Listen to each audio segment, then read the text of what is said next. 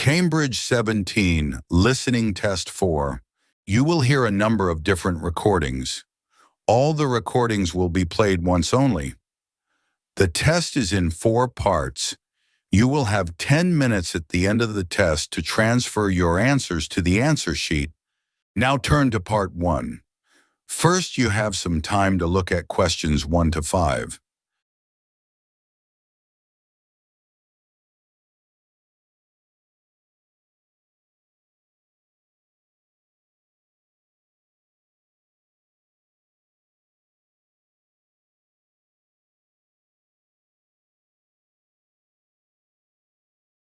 Listen carefully and answer questions 1 to 5.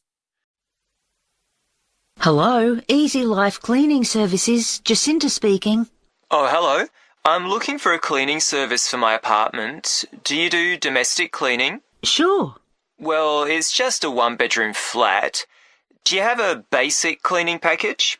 Yes, for a 1-bedroom flat, we're probably looking at about 2 hours for a clean. So we do a thorough clean of all surfaces in each room and polish them where necessary. Does your apartment have carpets? No, I don't have any, but the floor would need cleaning. Of course, we do that in every room. And we do a thorough clean of the kitchen and bathroom. Okay. Then we have some additional services which you can request if you want. So, for example, we can clean your oven for you every week. Actually, I hardly ever use that. But can you do the fridge? Sure. Would you like that done every week? Yes, definitely. And would ironing clothes be an additional service you can do? Yes, of course. It wouldn't be much, just my shirts for work that week. That's fine. And we could also clean your microwave if you want. No, I wipe that out pretty regularly, so there's no need for that.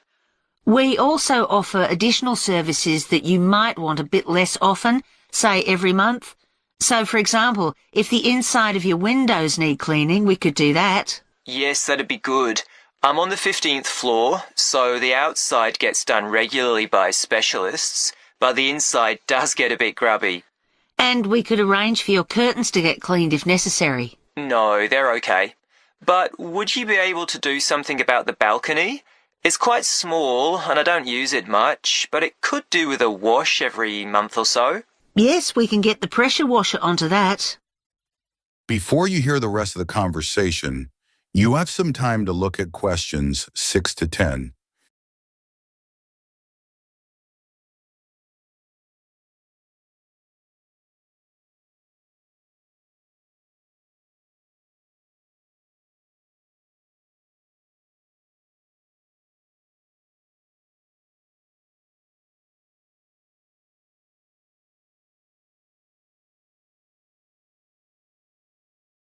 Now listen and answer questions 6 to 10. Now, if you're interested, we do offer some other possibilities to do with general maintenance. For example, if you have a problem with water and you need a plumber in a hurry, we can put you in touch with a reliable one who can come out straight away. And the same thing if you need an electrician. Right, that's good to know. I've only just moved here, so I don't have any of those sorts of contacts. And I don't know if this is of interest to you, but we also offer a special vacuum cleaning system which can improve the indoor air quality of your home by capturing up to 99% of all the dust in the air. So if you're troubled by allergies, this can make a big difference. Right, in fact, I don't have that sort of problem, but I'll bear it in mind. Now, can you tell me a bit about your cleaning staff? Of course. So all our cleaners are very carefully selected. When they apply to us, they have to undergo a security check with the police to make sure they don't have any sort of criminal background. And of course, they have to provide references as well. Then if we think they might be suitable for the job, we give them training for it. That lasts for 2 weeks, so it's very thorough, and at the end of it they have a test. If they pass that, we take them on, but we monitor them very carefully. We ask all our clients to complete a review of their performance after every visit and to email it to us, so we can pick up any problems straight away and deal with them. Okay, well, that all sounds good. And will I always have the same cleaner? Yes, We do our best to organise it that way, and we usually manage it. Good, that's fine. Right, so I'd like to go ahead and... That is the end of part 1. You now have half a minute to check your answers.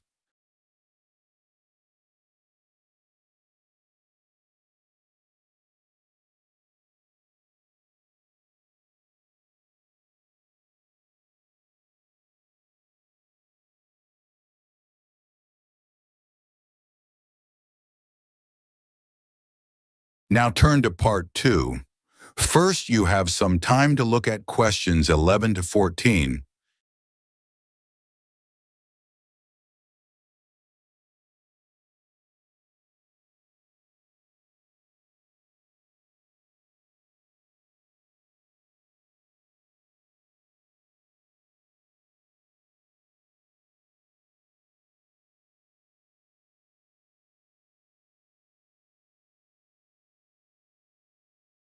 Now listen and answer questions 11 to 14. As many of you here today have worked in the hotel industry for some time, I'm sure you have experienced the problem of high staff turnover in your hotels. Every hotel relies on having loyal and experienced members of staff who make sure that everything runs smoothly. If staff are constantly changing, it can make life difficult for everyone. But why do staff leave frequently in many hotels? Of course, many hotel jobs, such as cleaning, are low-skilled and are not well paid. A lot of managers think it's this and the long hours that are the main causes of high staff turnover. But what they don't realize is that it's the lack of training in many hotel jobs which is a huge factor. So what kind of problems does a high turnover of staff cause? Well, having to recruit new staff all the time can be very time-consuming, and managers may have to cover some duties while waiting for new staff to arrive. This means they don't have time to think about less immediate problems, such as how to improve their service. When staff leave, it can also severely affect the colleagues they leave behind. It has a negative effect on remaining staff, who may start to feel that they too should be thinking about leaving. So what can be done to change this situation? Firstly, managers should stop making basic errors which leave their staff feeling upset and resentful. When organizing shifts, for example, make sure you never give certain staff preferential treatment. All staff should be given some choice about when they work, and everyone should have to work some evening and weekend shifts. If you treat staff fairly, they'll be more likely to step in and help when extra staff are needed. Keeping staff happy has other tangible benefits for the business. Take the Dunwich Hotel as an example. It had been experiencing a problem with staff complaints, and in order to deal with this, invested in staff training and improved staff conditions. Not only did the level of complaints fall, but they also noticed a significant increase in the amount each customer spent during their stay. They have now introduced a customer loyalty scheme, which is going really well. Before you hear the rest of the conversation, you have some time to look at questions 15 to 20.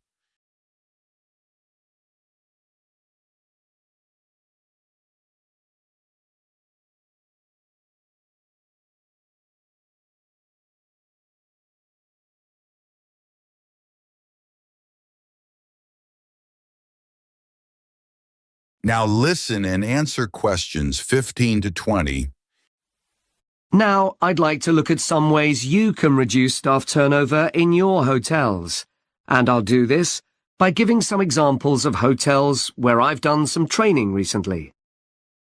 The Sun Club received feedback which showed that staff thought managers didn't value their opinions. They weren't made to feel they were partners who are contributing to the success of the business as a whole. This situation has changed. Junior staff at all levels are regularly invited to meetings where their ideas are welcomed. A year ago, the Portland recognized the need to invest in staff retention. Their first step was to introduce a scheme for recognizing talent amongst their employees. The hope is that organizing training for individuals with management potential will encourage them to stay with the business. At Blue Water, managers decided to recognize 50 high achievers from across the company's huge hotel chain. As a reward, they're sent on an all-expenses-paid trip abroad every year. Fun is an important element in the trips, but there's also the opportunity to learn something useful. This year's trip included a visit to a brewery, where staff learned about the new beer that would be served in the hotel. Pentlow Hotels identified that retention of junior reception staff was an issue. In order to encourage them to see that working in a hotel could be worthwhile and rewarding with good prospects, they introduced a management program. These staff were given additional responsibilities and the chance to work in various roles in the hotel. Green Planet wanted to be seen as a caring employer. To make life easier for staff, many of whom had childcare responsibilities, the hotel began issuing vouchers to help cover the cost of childcare. Louise Marsh at the Amesbury has one of the best staff retention rates in the business. Since she joined the company, she's made a huge effort to achieve this by creating a cooperative and supportive environment. For her, the staff are part of a large family where everyone is valued. Okay, now I'd like to move... That is the end of part 2. You now have half a minute to check your answers.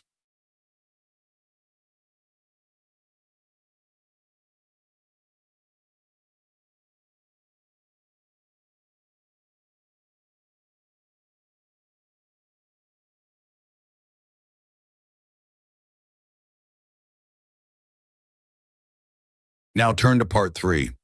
First, you have some time to look at questions 21 to 24.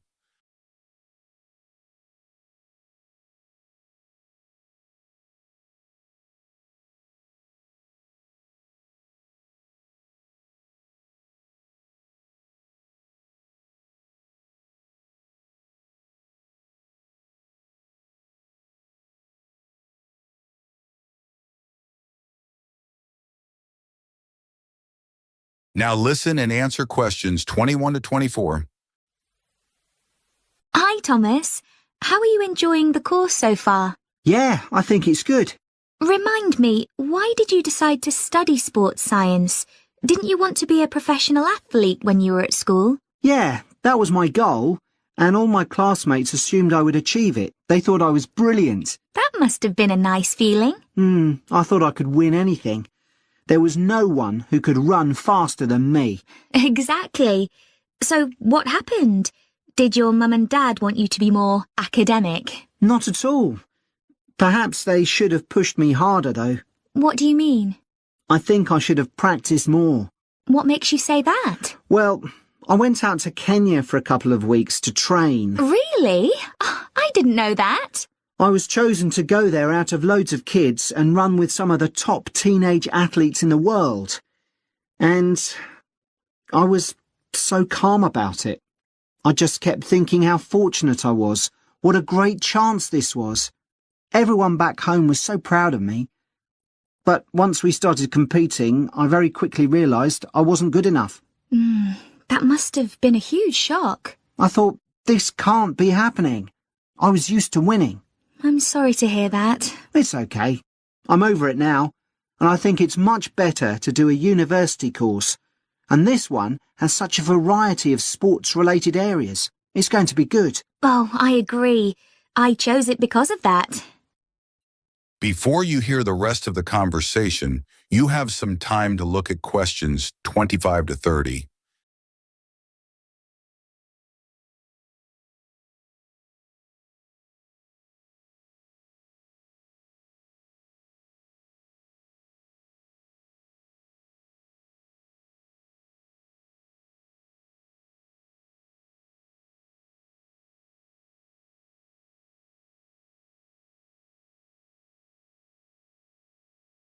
Now listen and answer questions 25 to 30.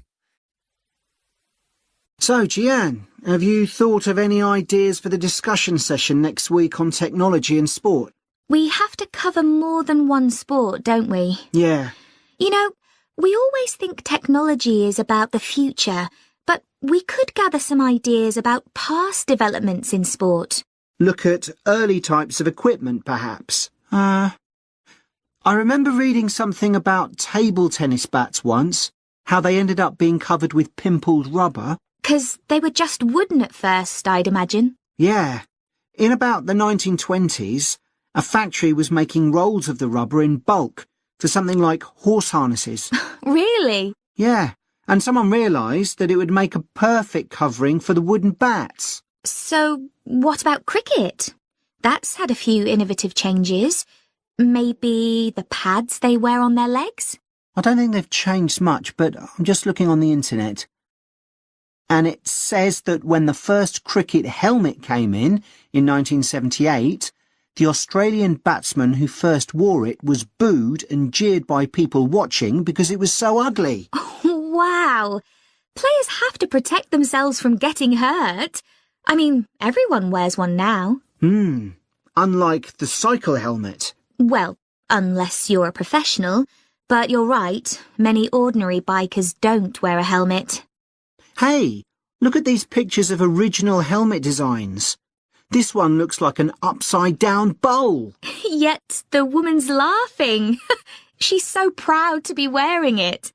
It says serious cyclists ended up with wet hair from all the hard exercise. I guess that's why they have large air vents in them now, so that the skin can breathe more easily. OK, so we've done helmets. What about golf balls? Or better still, golf clubs. They've changed a lot. Yeah. I remember my great-grandfather telling me that because a club was made entirely of wood, it would easily break and players had to get another. There's no wood at all in them now, is there? No, they're much more powerful. The same must be true of hockey sticks. I don't think so, because players still use wooden sticks today. What it does say here, though, is that when the game started, you had to produce a stick yourself. I guess they just weren't being manufactured.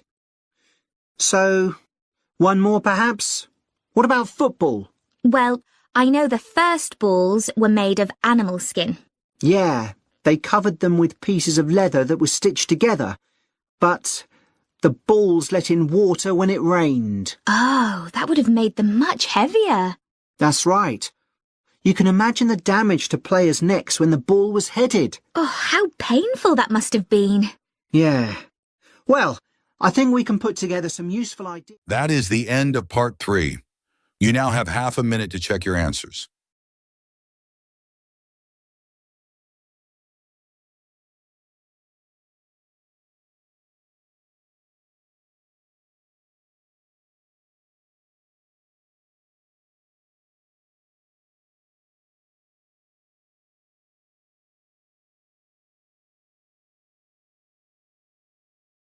Now turn to part 4. First, you have some time to look at questions 31 to 40.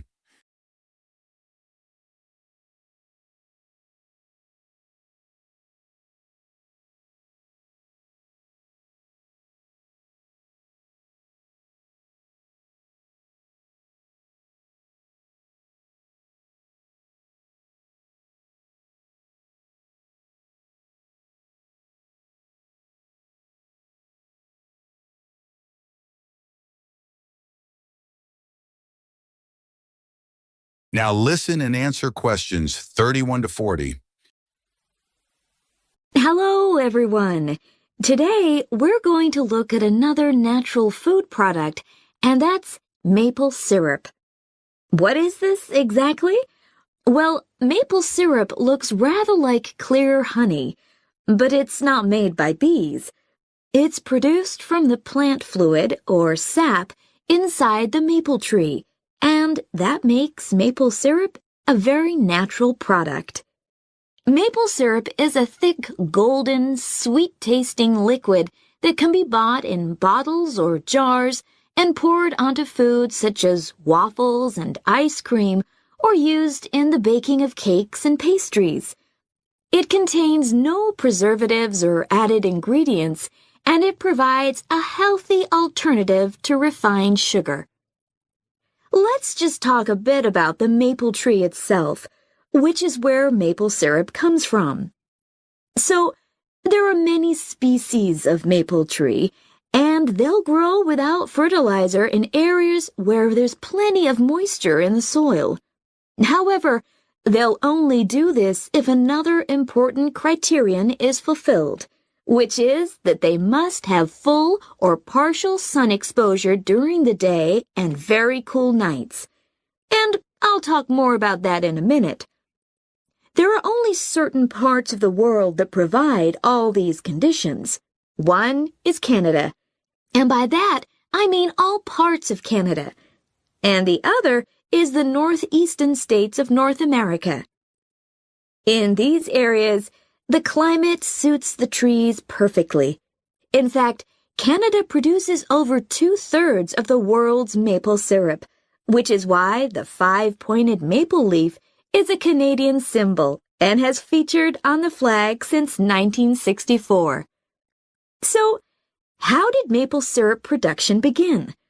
Well, long before Europeans settled in these parts of the world, the indigenous communities had started producing maple sugar.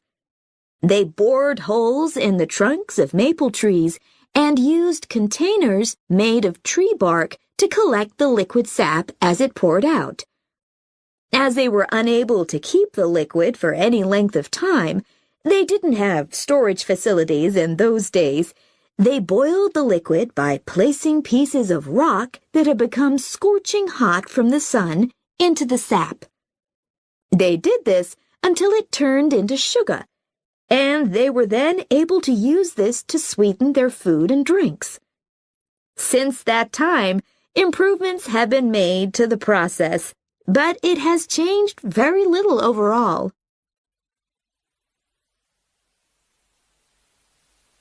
So, let's look at the production of maple syrup today. Clearly, the maple forests are a valuable resource in many Canadian and North American communities. The trees have to be well looked after, and they cannot be used to make syrup until the trunks reach a diameter of around 25 centimeters.